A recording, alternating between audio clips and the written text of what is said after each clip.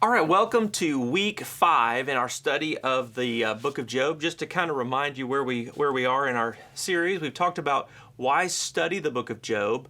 Is the devil in the divine assembly? And I talked about how in the book of Job, when we first read it, we just think that, well, this is the devil that we meet in the New Testament. But in Hebrew, Hasatan really refers to a challenger who is in God's presence, not to the devil that we meet in the New Testament, but one who's simply challenging God's policies and kind of raising that big question for us: do we worship God or the goods that He gives us? And then we looked at the part of the book of Job where God is in the dock, where we talked about God is on trial and His policies of how He runs the universe are on trial. The Satan or the challenger says, does Job fear God for nothing? In other words, God, you run the world in such a way that the only reason Job fears you, honors you, loves you, worships you is because you give him all this good stuff, take it away, and he'll curse you to your face. Well, as it turns out in the book of Job, Job doesn't do that. Job does not turn his back on God. Job ends up being God's star witness in the book of Job and protects God's policies and shows that he's running the universe in a way that is right. Then we entered into this section called Does Job Have Friends in Low Places? And that was the big dialogue section in the book of Job. Most of the book of Job is a dialogue between Job and his 3 friends and then later his friend Elihu. And they all believe one thing in common. They believe that God runs the universe on a very simple policy. And that's the best way to understand God. And so they think if something bad happens to you, it's because you've done something bad. And so they can't make sense out of Job's situation. They just assume somehow he must have done something bad. And so his friends show up, and rather than comfort him in the end, they accuse him of doing something wrong and tell him that he should just appease God and then hope that God continues to pour out His blessings. But Job refuses to give in to that temptation, and he becomes again and again God's star witness that defends God's policies and how God runs the universe. And so, no, Job ends up not having friends in low places. At first, he kind of does. They're comforting him, but in the end, he doesn't. And in fact, in the end of the book, God comes out and says to Job's friends, you guys were way off base. You're wrong in what you have to say about Job. Now, Job is also wrong in the book in this way. He impugns God's divine justice. He says, okay, God, I believe that good things happen to good people, bad things happen to bad people, and I believe that I'm good and I haven't done anything bad. So the only thing that makes sense is, God, you're not just. And in the end, God shows up in a profound and powerful way. I'm going to show you that in just a moment, in a theophany, and He responds to Job and He says, Job, no, actually, you are not right. You're wrong in the way you view how I run the world. You've reduced me to this real simple little retribution principle, and that's how I work the world. No. I don't operate like that. And you've impugned my justice. You don't even begin to understand my justice. And you also don't understand that I don't run the world on the basis of your simple understanding of justice, but on wisdom. And my wisdom is way beyond that of yours. And as God begins to speak at the end of the book of Job, God brings up 2 amazing, mysterious, monstrous creatures, one called Behemoth and one called Leviathan. And in some translations of the Bible, I'm going to show you this today, this creature called Leviathan is referred to as a drakon, a dragon. And so that leads us to where we are going to be today, which is who is wrestling with dragons. Now, what I want to do is I want to quickly just review what I just said to you again, which is that one of the big things in the book of Job is you have to understand that on trial is the belief that Job and his friends and everybody seems to have, called the retribution principle. The retribution principle is that good people get good stuff, the righteous prosper. Bad people get bad stuff, the wicked will suffer. Okay, that's generally true. Not always true, but generally true. But they drew an inference from this that says if you see someone prospering, they must be righteous. And if you see someone suffering, they must be wicked. So what did Job's friends think about Job when they see him suffering so much? Man, you must have done something really, really bad. And what I explained was one way to look at the whole book of Job is from the perspective of this diagram, this triangle. This comes from John Walton and Tremper Logman's great books on the subject. And you can imagine in three different corners, three different groups of people, some defending God's justice, some defending the retribution principle, and Job over here defending his righteousness. I called this the triangle of tension, that the retribution principle was chiefly defended by Job's three friends who say, hey, you have done something bad. You're suffering, therefore you must have done something bad. That's what they say over and over again.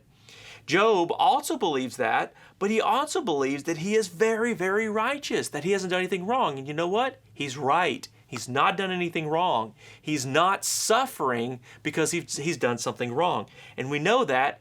He doesn't know that, and his friends don't understand that. And then the fourth friend comes in, Elihu, and he defends God's justice and says, you know what? God is just and don't impugn God's justice. And he's right about that, but he redefines the retribution principle to say, Job, somehow, some way, you must have done something, even not necessarily in the past as sin, but God must have known that in the future you would sin when you suffered by being so self-righteous, okay? And so he redefines the retribution principle as a future suffering. Now, in the midst of all of this tension, God appears in a theophany, a revealing of God at the end of the book of Job.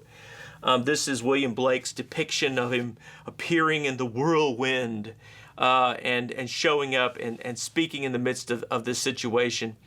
And then, after that, we have this scene where God starts to speak to Job, and he begins to say to Job things like, you should not have impugned my justice. You should not have said that I'm not just. You don't begin to understand how I run the world.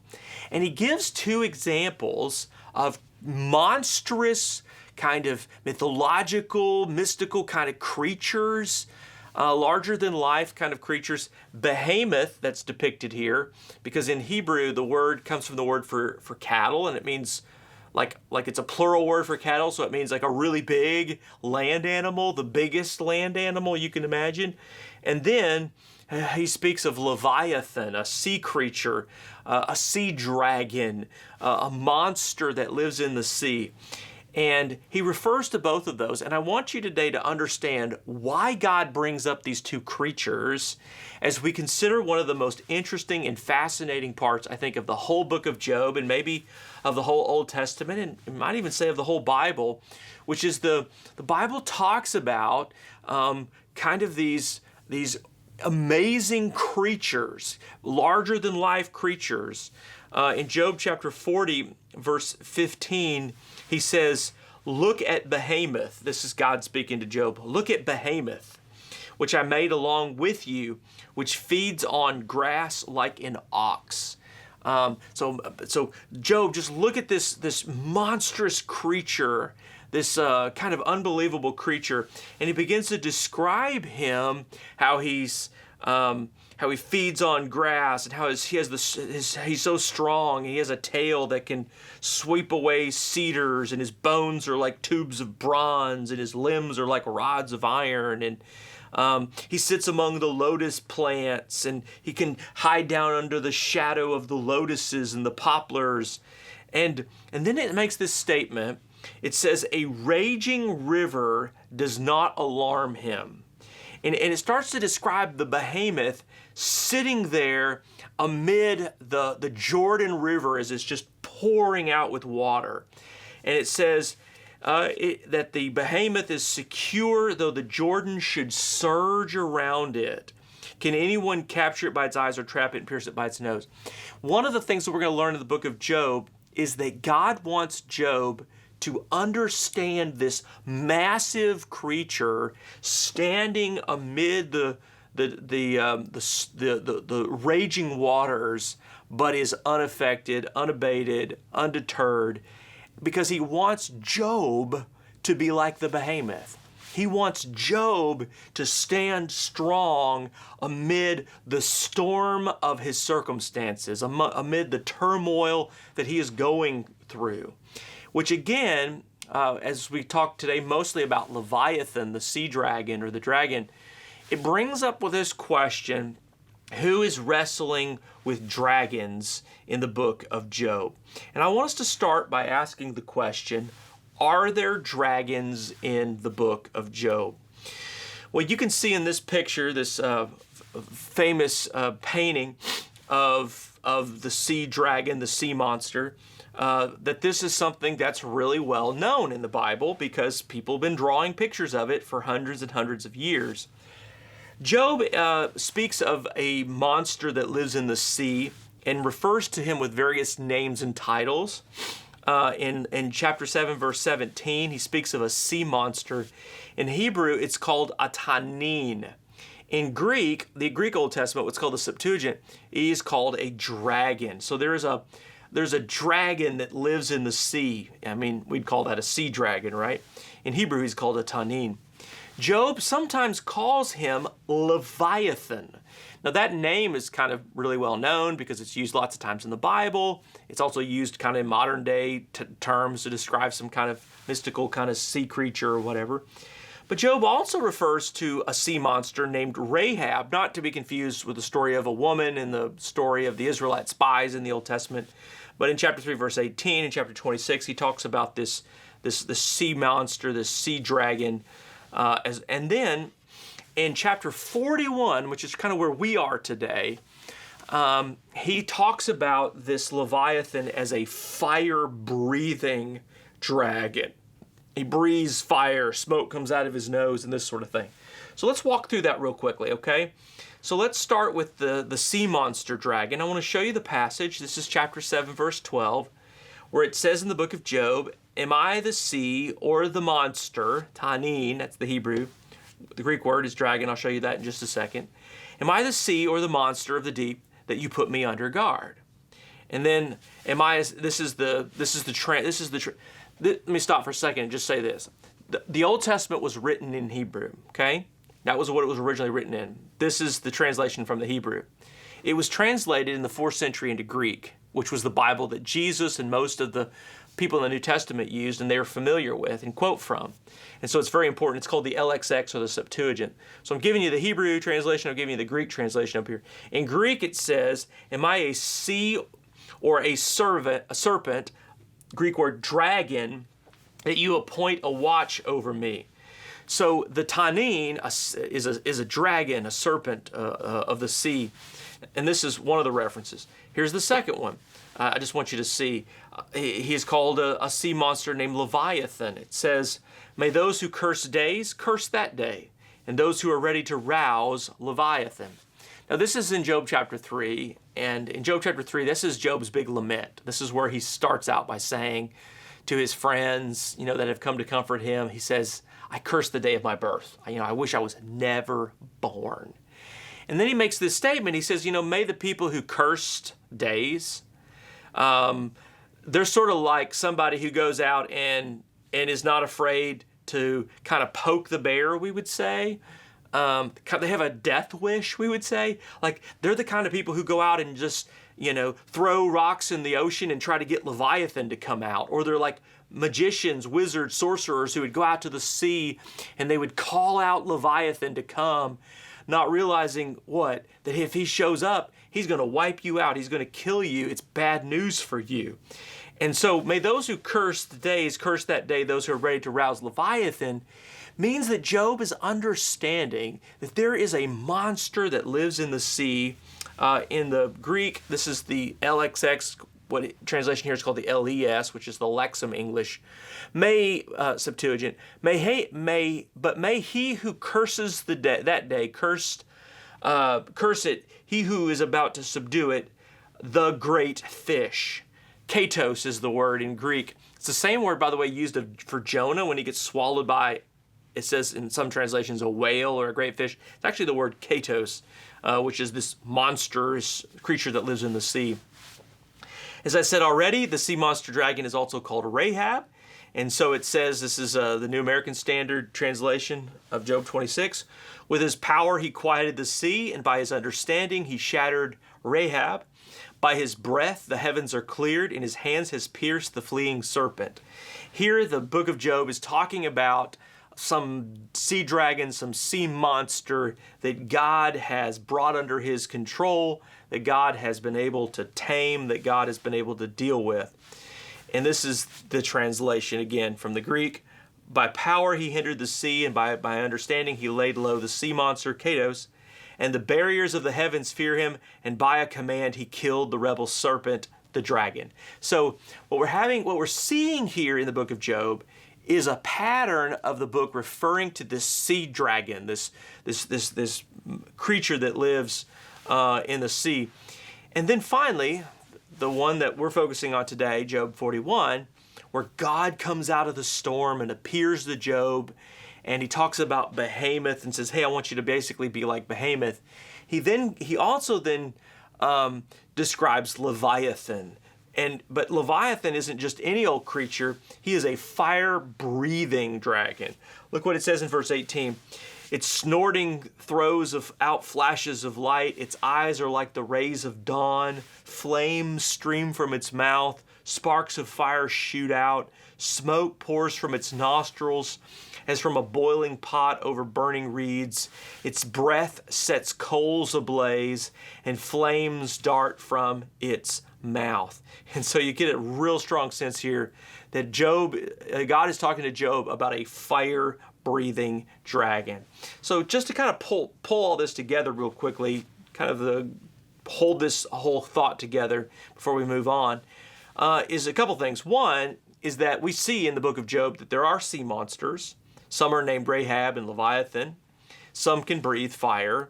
And some are actually called, in the Greek translation, dragons. So we have like fire-breathing dragons.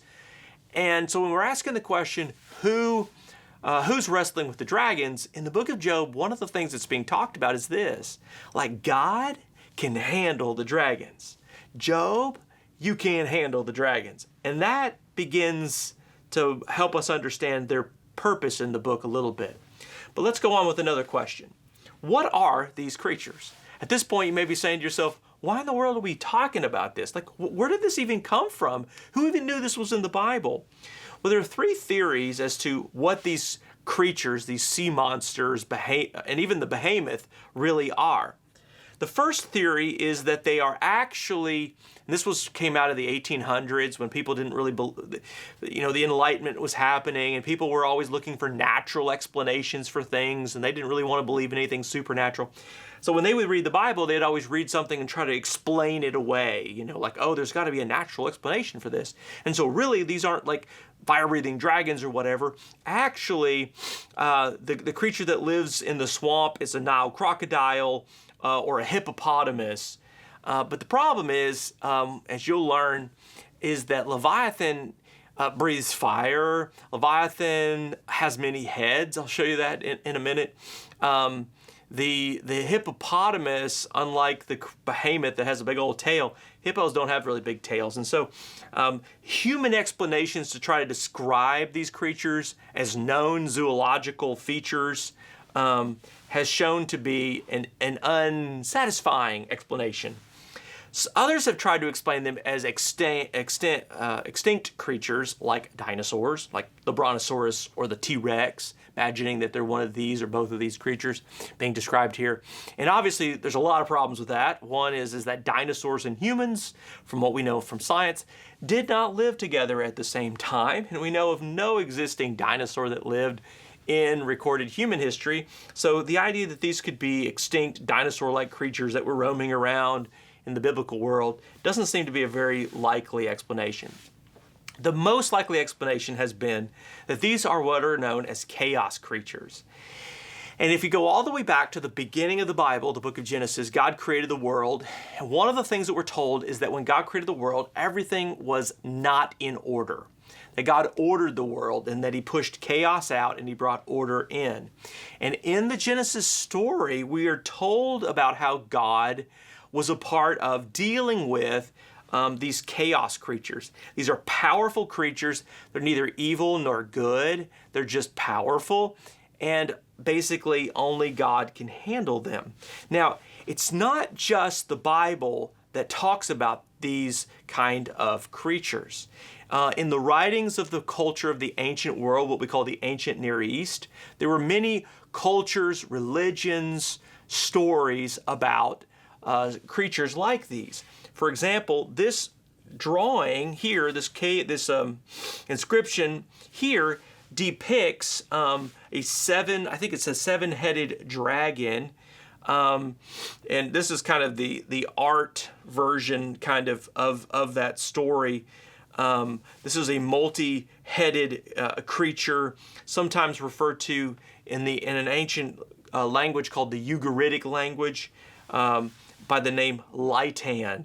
And you can kind of Google and read about all that kind of stuff. But in other words, there were known stories in the ancient world, not just in the Bible, but in the ancient world. People were talking about these kind of mystical, kind of mythical chaos creatures that, were kind of out there. And this guy here is like some kind of supernatural figure, like fighting this guy or whatever.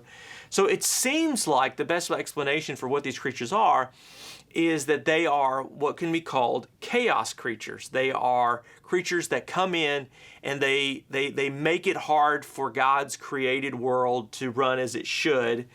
And so God has to sort of rein them in, if you will. And that's really important in the book to understand all this. And I'm kind of holding the explanation to the end, okay? So let's kind of dive into that a little bit, all right? So why are there dragons in the book of Job? Why is this being talked about? Why, when Job asks all the questions about his suffering, and you get to the end of the book, does God want to bring up two things? Chapter 40, he wants to talk about Behemoth and this creature that stands amid the surging waters of the Jordan River. And then he wants to talk about Leviathan, this mystical creature that when you read the description in Job 41, it says that he's covered in kind of like this scaly armor that's impenetrable. You can't stop him. He breathes fire. I mean, it's literally the picture we have of a dragon. So the question then is why are there dragons? Well, here's what we know about what is in Hebrew called the Tanim, which are sometimes translated in Greek as the dragons. Number one, we know from the Bible that God created sea dragons. We see that in Scripture. Number two, we know that only God can control them, and that's really important. And number three, we know that God has used them in this book of Job to teach Job a very important lesson. And by the way, it's going to teach us one of the really big lessons of the book of Job. So let's walk through it. Number one, God created sea dragons.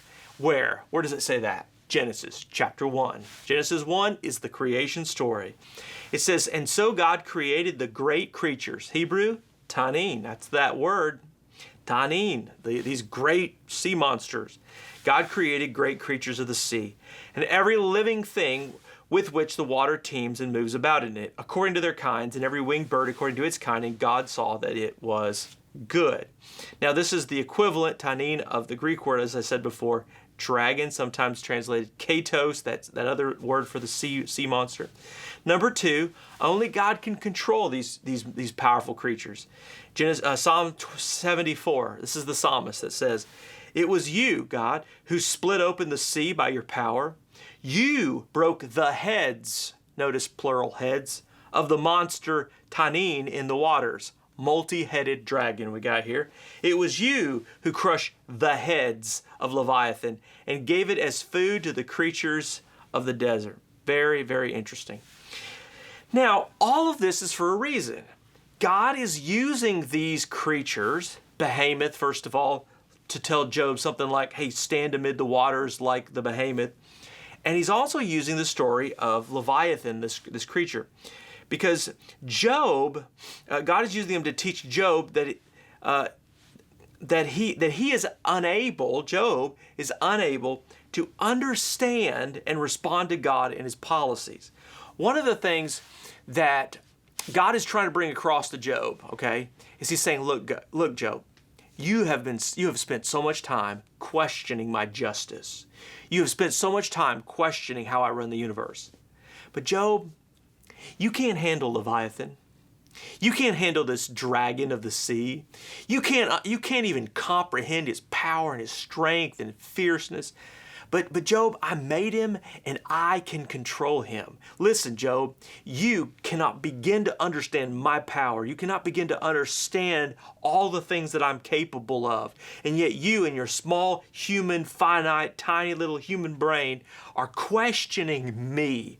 And so one of the things God's trying to say to Job is, Job, you don't know what you don't know. You're not in a position to be able to explain or to critique the way I do things. Number two, Job and his friends have an overly simplistic view of the world. One of the things that God wants to say to Job, and he already said it to his friends, he says, hey guys, y'all are wrong, okay? You interpreted the whole world as a retribution principle, you and Job and everybody else.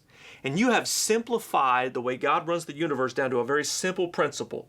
You have simplified God, and what you've done is not right, because God is far more complicated than what you understand. You in your human brain cannot begin to understand the complexity, the vastness of who God is and the way God does things. Number three, Job, you're wrong because you are using your righteousness to indict my justice. And he said, that's not the right approach. Job, you're righteous.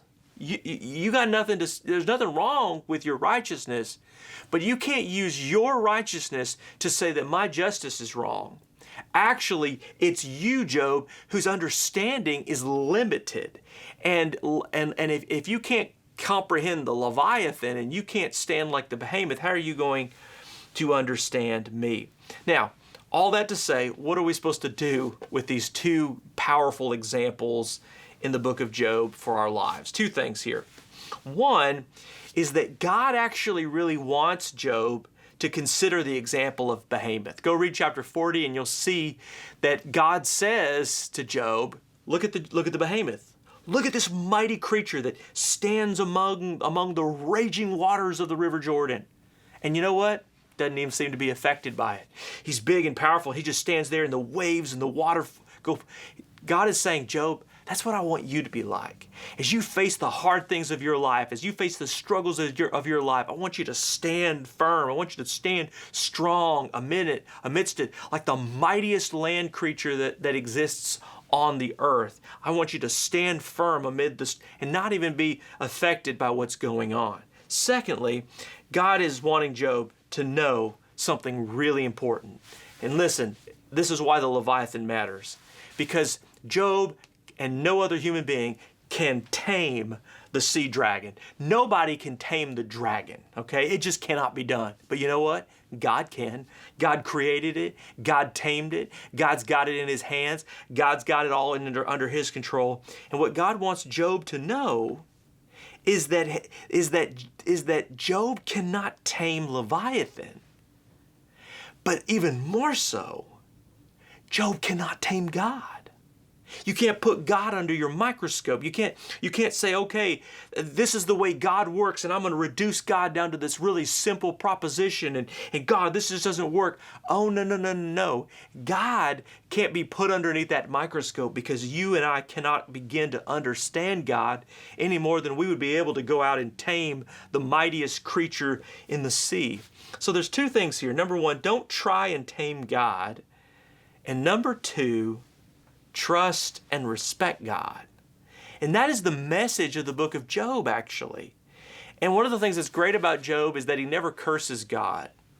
But one of the challenges of the book of Job is that he's constantly trying to figure out how God's got something wrong because Job's perspective on how God runs the universe is wrong, when all the while, all Job really needed to do was just to trust God, respect God, know that he is God, that he has done this thing.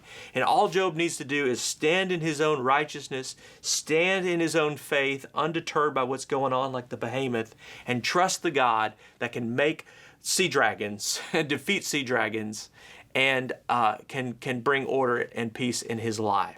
So here's the thing. When we ask the question, who's wrestling with dragons? In some ways, God is, right? God's wrestling with dragons, right?